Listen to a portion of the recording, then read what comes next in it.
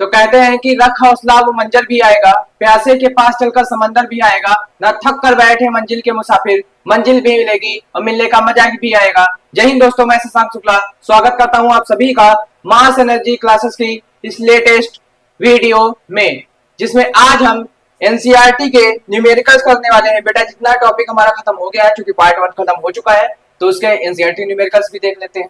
ठीक है, कुछ न्यूमेरिकल्स की क्लास पीछे हो भी चुकी है। आज हम देखेंगे एनसीईआरटी के न्यूमेरिकल्स, जिसमें बेटा सबसे पहला न्यूमेरिकल कहता है आपसे, क्या कहता है देखो, ये कहता है वायु में एक दूसरे से 30 सेंटीमीटर दूरी पर रखे दो छोटे आवेशित गोलों पर क्रमशः 2 गुणे 10 की घात -7 कूलम और 3 गुणे 10 की घात -7 कूलम आवेश है, उनके बीच कितना बल होगा। ठीक है, बल की गणना करनी है हमें। जो दे रखा है वो लिख लो। सबसे पहला काम, सबसे जरूरी काम क्या होता है, जो जो चीजें दे रखी हैं उनको लिख लो। ठीक है, लिखते हैं क्या दे रखा है, देखते हैं क्या दे रखा है। देखो दे क्या रखा है, सबसे पहले बेटा दे रखा है आर, वायु में एक दूसरे से 30 सेंटीमीटर दूरी पर रखे, तो दे रखा है आर कितनी है, 30 सेंटीमीटर। मीटर में बदल लो तो ये हो जाएगा 30/100।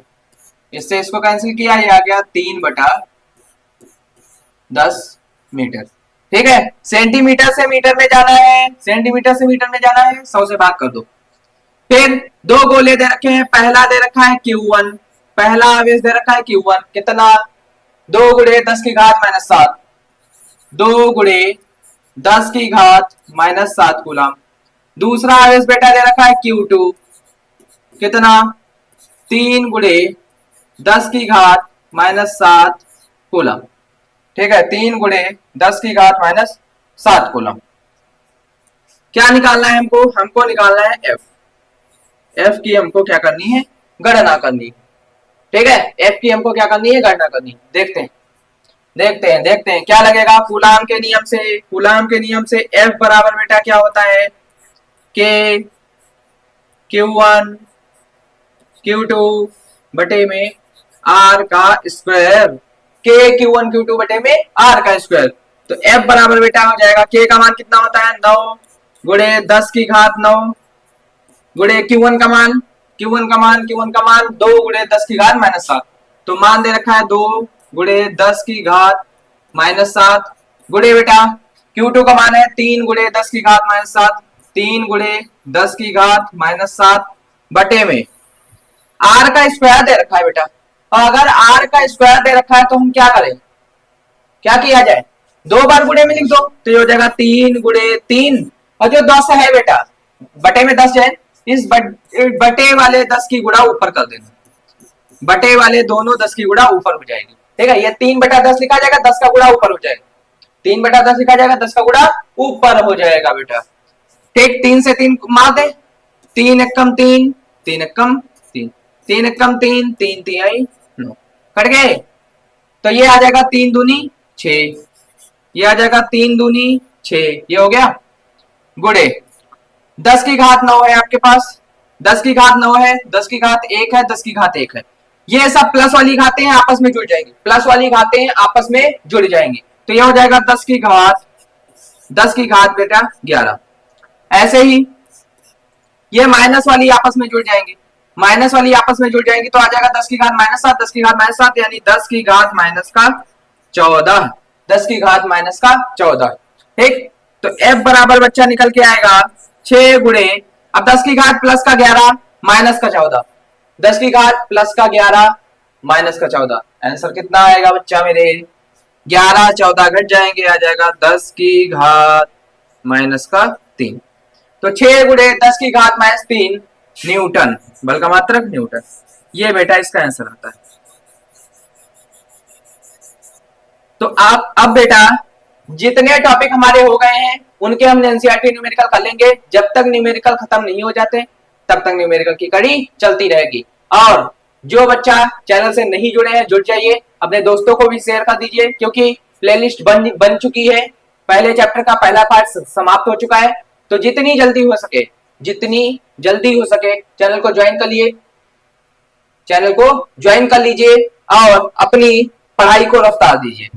आई होप ये क्वेश्चन समझ में आया होगा। अगर नहीं समझ में आया है तो बेटा कमेंट बॉक्स जिंदाबाद, कमेंट बॉक्स जिंदाबाद, खोलिए कमेंट बॉक्स, लिखिए, टाइप करिए, जो भी करना है करिए, वो तो आपके लिए ही खोला गया। ठीक है, चलिए अगले न्यूमेरिकल पे आते हैं। अच्छा न्यूमेरिकल है अगला न्यूमेरिकल, देखते हैं क्या कर रहा है। 0.4 माइक्रोकूलम आवेश के किसी छोटे गोले पर किसी अन्य छोटे आवेशित गोले के कारण वायु में 0.2 न्यूटन का बल लगता है।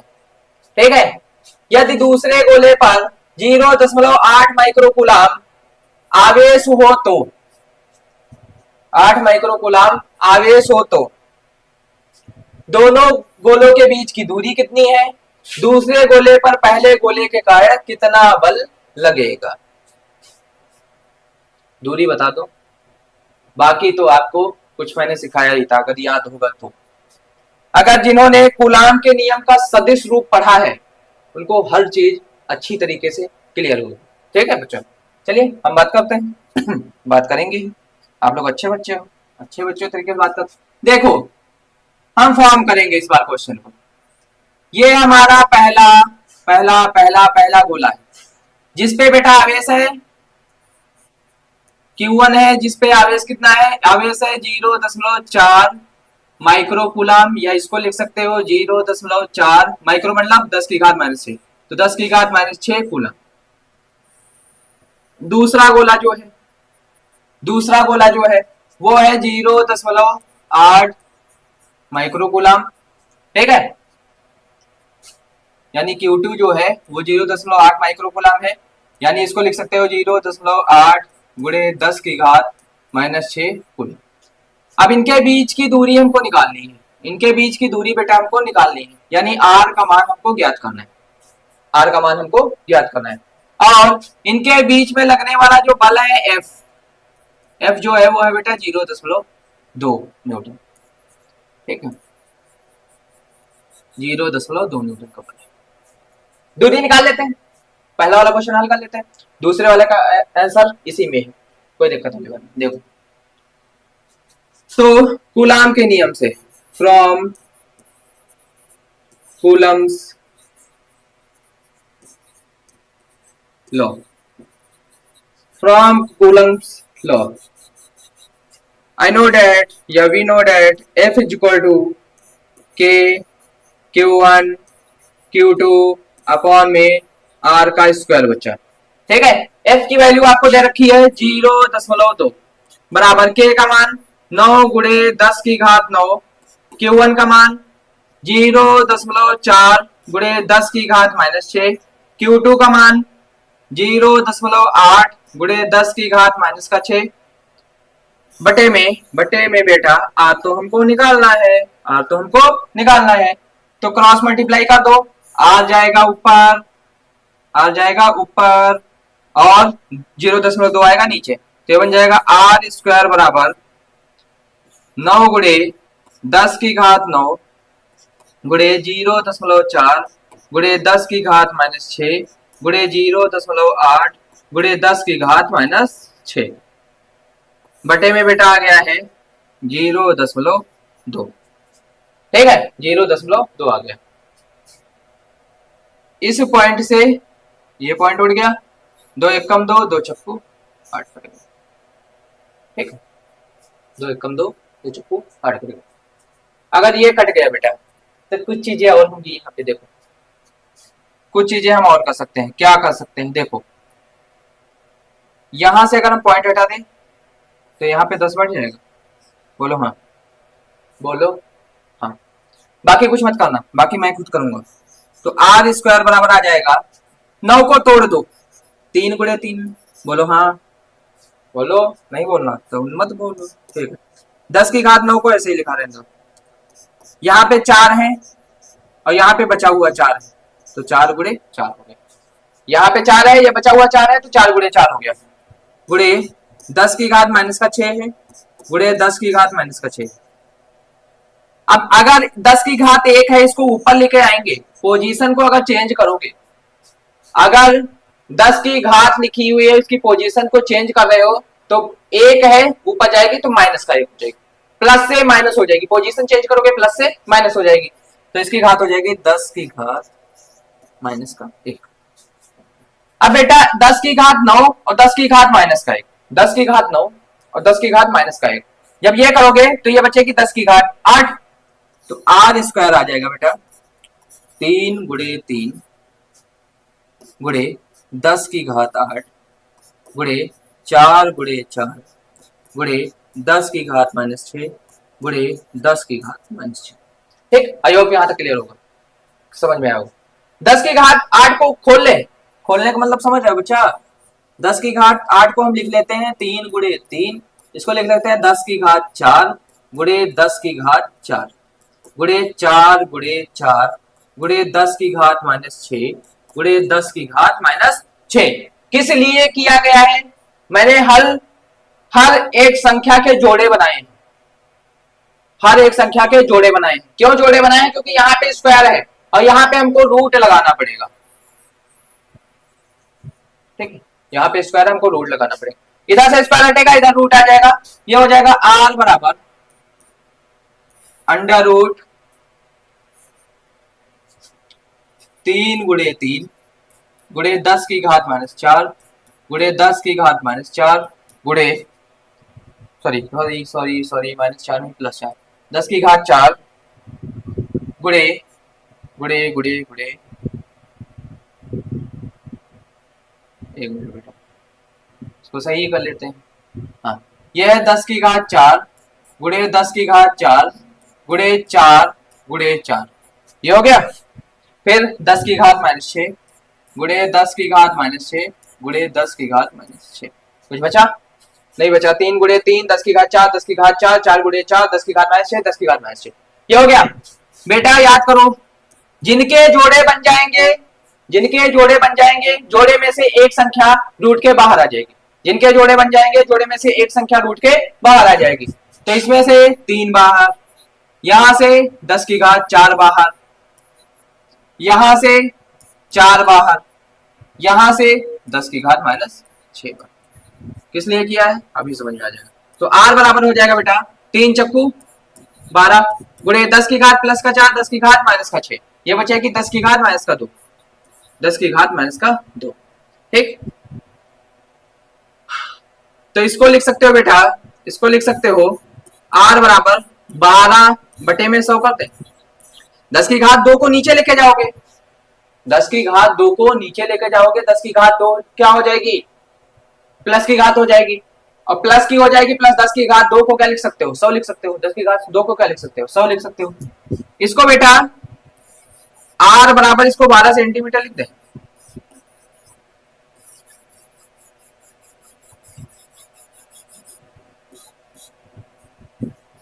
आर बराबर आ जाएगा 12 सेंटीमीटर, क्या आ जाएगा 12 सेंटीमीटर, या इसको लिख सकते हो मीटर। सेंटीमीटर को मीटर में बदलने के लिए, सेंटीमीटर को मीटर में बदलने के लिए 100 से भाग देते थे ना, तो 100 से भागी तो है संख्या, तो या तो इसको मीटर में लिख दो 12 बटे 100 मीटर, आंसर 12 बटे 100 करोगे 0.0000.12 मीटर आ जाएगा, और या तो इसको डायरेक्ट लिख दो 12 सेंटीमीटर, डायरेक्ट लिख दो 12 सेंटीमीटर।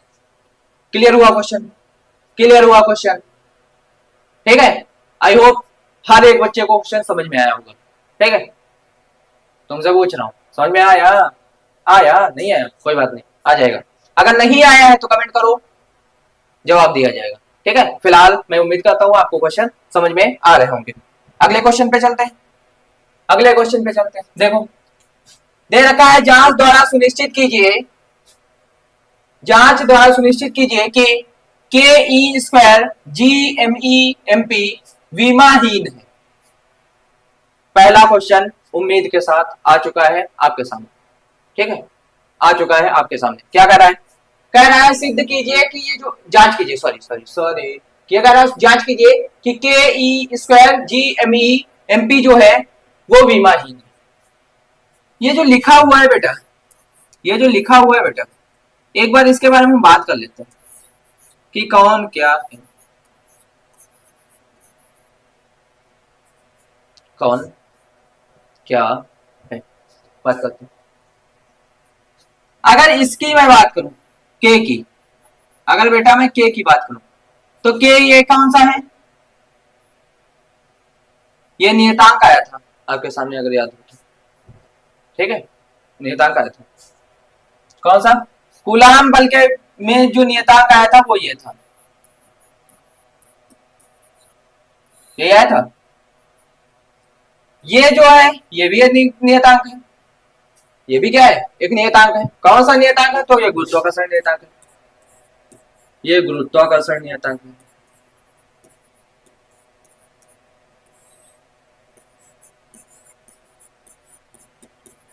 ये स्थिर वैद्युत नियतांक बोल सकते, स्थिर स्थिर स्थिर स्थिर स्थिर वैद्युत नियतांक, इसे बोल सकते हो स्थिर वैद्युत नियतांक। ये गुरुत्वाकर्षण नियतांक, ये क्या है, ई है, मूल आवेश है, मान कितना होता है, मूल आवेश है बेटा, मान कितना होता है 1.6 गुणे 10 की घात -19 कूलम, ठीक है, आवेश है एक प्रकार का, मूल आवेश है, ठीक।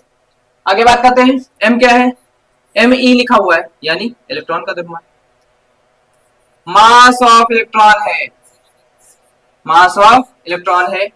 ऐसे ही पी क्या है, ये मास ऑफ प्रोटॉन, तो इलेक्ट्रॉन का द्रव्यमान है, प्रोटॉन का द्रव्यमान, जो जो चीजें इसमें थी मैंने लिख दी। क्या के क्या है, स्थिर वैद्युत नियतांक है, जी क्या है, गुरुत्वाकर्षण नियतांक है, एम ई क्या है, मास ऑफ इलेक्ट्रॉन है, एम पी क्या है, मास ऑफ प्रोटॉन है, एंड ई स्क्वायर क्या है बेटा, 1.6 गुणे 10 की घात -19 कूलम, यानी एक प्रकार का आवेश है, मूल आवेश है, इसको कह सकते हो बेटा यह है मूल आवेश, ठीक, ये बेटा मूल आवेश। विमाहीन राशि कोई है कि नहीं है, ये चेक करने के लिए हम उनके मात्रकों को रखेंगे, अगर मात्रक लास्ट में सारे के सारे मात्रक कट जाते हैं तो विमाहीन राशि, अगर नहीं कटते हैं तो नहीं है, देखते हैं। तो एक बार के मात्रक की बात कर ले बेटा, सब कुछ बात करेंगे। देखो F बराबर बेटा फॉर्मूला था के Q1 Q2 बटे में R स्क्वायर, यही था, इसको अगर ऊपर भेज दें ये आवेश नीचे आ जाएंगे, तो के बराबर आ जाएगा बेटा F R स्क्वायर बटे में Q1 Q2, F का मात्रक न्यूटन, R क्या है, R क्या है, दूरी है, मीटर स्क्वायर, बटे में Q1 Q2 क्या है, कूलम का स्क्वायर, तो इसका मात्रक होगा न्यूटन मीटर स्क्वायर प्रति कूलम स्क्वायर। ऐसे ही बेटा हम इधर बात कर लेते हैं किसकी, इधर हम बात कर लेते हैं जी की, जी का सूत्र भी कुछ ऐसा ही है, याद करो वो दिन, F बराबर सूत्र था जी M1 M2 बटे में R स्क्वायर, ठीक है, इसको इधर लेके जाओ, M1 M2 नीचे आ जाएंगे, तो ये बन जाएगा जी बराबर F R स्क्वायर बटे में M1 M2, F का मात्रक न्यूटन, दूरी है इसलिए मीटर स्क्वायर, बटे में M1 M2 क्या है, किलोग्राम है ना, द्रव्यमान है ना किलोग्राम, इसका भी मात्रक हो जाएगा किलोग्राम, ठीक है, ये होगा किलोग्राम किलोग्राम, तो ये भी मात्रक हो गए। बाकी इसका मात्रक आपको पता है, ये द्रव्यमान ये भी किलोग्राम, ये द्रव्यमान ये भी किलोग्राम, मान रखो, इसको याद रखना, बाकी मान रख लो, इसको बुद्धि में रखना, इनके मात्रक और बाकी मान रख लो, मात्रक रखते हैं।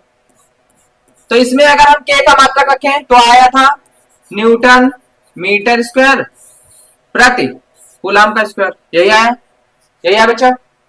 आगे बढ़ते हैं, ई का मात्रक, ई क्या है, मूल आवेश है, आवेश का मात्रक होता है कूलम, तो कूलम और ऊपर स्क्वायर लगा हुआ है इसलिए कूलम स्क्वायर, कूलम इसका मात्रक हुआ, ये स्क्वायर लगा हुआ गुणे एम ई की बात करते हैं, मास ऑफ, सॉरी जी की बात करते हैं, जी की बात करते हैं, जी का मात्रक क्या है, newton metre square, newton metre square, और मैंने बताया था बटे में जो होगा वो ऊपर जाएगा, बटे में जो होगा वो ऊपर जाएगा, तो बटे वाला ऊपर भेज दो, किलोग्राम किलोग्राम किलोग्राम गुणे किलोग्राम, किलोग्राम गुणे किलोग्राम। आगे बात करते हैं बेटा एम ई क्या है, मास ऑफ प्रोटॉन है, मास ऑफ इलेक्ट्रॉन है, मास यानी द्रव्यमान, द्रव्यमान का मात्रक किलोग्राम, द्रव्यमान का मात्रक किलोग्राम। ऐसे ही ये भी मास ऑफ प्रोटॉन है तो द्रव्यमान का मात्रक किलोग्राम, किलोग्राम से किलोग्राम कैंसिल, किलोग्राम से किलोग्राम कैंसिल, मीटर स्क्वायर से मीटर स्क्वायर कैंसिल, न्यूटन से न्यूटन कैंसिल, कूलाम स्क्वायर से कूलाम स्क्वायर कैंसिल। कुछ बचा यहाँ पे बेटा, कुछ बचा यहाँ पे? कुछ नहीं बचा। अतः अतः यह एक विमाहीन राशि, हीन राशि। ठीक, बताओ इतना क्लियर हुआ? ठीक है, इतना क्लियर हुआ? क्लियर हुआ? अब एक चीज और, क्या कह रहा है आगे? भौतिक नियतांकों की सारणी को देखकर इस अनुपात का मान ज्ञात कीजिए।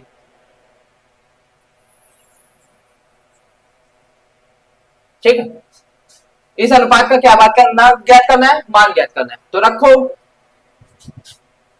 हमारे पास यह था के ई स्क्वायर बटे में G M E M P, मान रखो सबका। के का मान बेटा कितना होता है? 9 गुणे 10 की घात 9। ई का मान कितना बताया था मैंने? 1.6 गुणे 10 की घात -19। ठीक, गुणे 1.6 गुणे 10 की घात -19। क्यों क्यों क्यों बेटा? क्यों? क्योंकि ये स्क्वायर दे रखा है बटे में जी का मान कितना होता है बेटा? जी का मान कितना होता है? बोलो बेटा, किसी को पता है? जी का मान कितना होता है बेटा? ये होता है 6.67 गुणे 10 की घात -27। ठीक है, 6.67 गुणे 10 की घात सॉरी ये मैंने उसका मान लिख दिया।